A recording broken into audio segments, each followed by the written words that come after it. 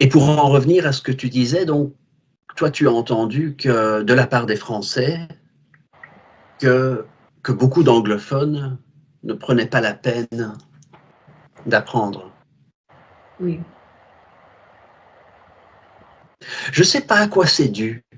Moi j'ai l'impression que les anglophones qui viennent en France ne sont pas de mauvaise foi. Mais j'ai l'impression qu'il y a deux choses. Il y a, de un, une mésinformation incroyable sur Facebook sur comment apprendre le français. Parce que c'est n'importe quel groupe d'expats, les choses qu'ils disent sont absolument effrayantes. C'est simplement très mauvais. Qu'est-ce qu'ils Et, disent? oh, les méthodes pour apprendre le français. Les méthodes. Parce qu'en fait, ce qui se passe, c'est que tous les expats communiquent.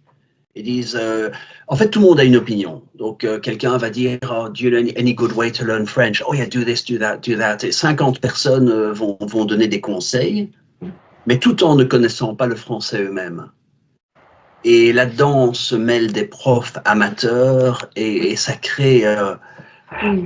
En fait, je dois dire, c'est tellement mauvais que j'ai même arrêté d'essayer de mettre, comme on dit, mon petit grain de sel. Je me suis dit, c'est tellement opaque, c'est tellement impénétrable que ça vaut même pas la peine d'essayer de dire, oh, over here, do French with me, parce que j'ai senti que ça ne ferait aucune différence. Ils sont pris un peu dans une, comment on dit, je sais pas moi, j'ai envie de dire like a sub-reality of, tu vois, this is how French works between expats, this is how we learn. En fait, it's become its own thing, c'est devenu voilà, it's become its own thing. How expats learn in France, comment les expats apprennent in France, in the way of an expat. Et ça tourne en rond. Et l'un encourage l'autre sur les forums Facebook et ça crée un peu une sub-reality. So this is the way we expats learn French. Okay. Et tu verras des gens qui disent, oh, I've been learning French for 5 years, 6 years, 10 years, oh, it's really hard. Mais oui, et tu peux n'importe quand, tu vas sur Facebook, tu tapes forum expats, English retiring in France, Americans retiring in France, et tu vois de quoi ils parlent. Et je ne dis pas ça avec le moindre sentiment négatif, je ne dis pas ça pour me moquer, mais moi j'ai laissé tomber. Oui. J'ai essayé parce que forcément, bon, je donne cours de français et j'ai essayé de m'intéresser à comment les expats percevaient la France, comment ils apprenaient le français. Et je me suis dit, c'est insoluble. C'est insoluble. You just can't solve this problem. À ce point-là. You just can't solve it. You can do what you want. You can wave your flag and, oh, French over here, you'll learn 1 year, 2 years maybe. Oui. Mais you just can't do it. C'est impénétrable. Oui, je comprends. Parce qu'il crée cette espèce de réalité d'expat. Oui. C'est sub-reality of how... Oui. Ouais.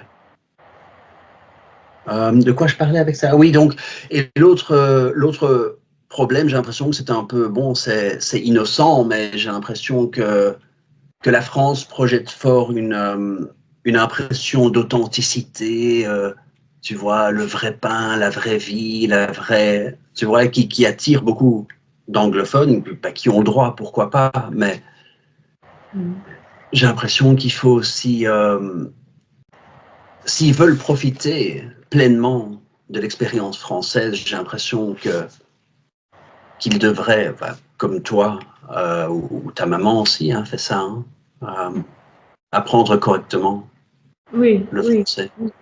Oh, oui, parce que sinon, leurs expériences sont très limitées. Oui. Ils ne font pas qu'aller au restaurant. Ah oui, ils ne font que... Oui, ils ne font qu'aller au restaurant. Ouais. On a parlé de ça, c'est like the restrictive ne, c'est ça, hein? Oui. Ils ne font qu'aller au restaurant, it's one of the French oddities, oui. Mais c'est vrai, hein? Oui. Bruxelles est comme ça. Bruxelles, beaucoup de touristes. Oh, love Brussels, love Brussels. Et tu dis, oui, mais quoi? What do you know about Brussels? Oh, the beer, the restaurant. C'est aussi fort limité. Hein. Ok, oui.